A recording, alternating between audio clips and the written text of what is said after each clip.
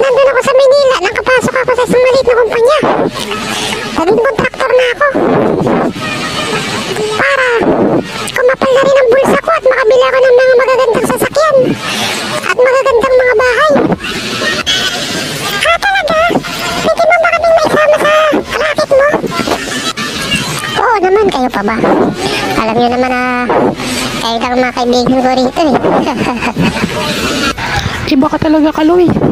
Napakagaling mong kontraktor. Siyempre naman, ito na lang ang binabalak kong gawin eh. Para lalong kumapal na ang mga bulsa natin.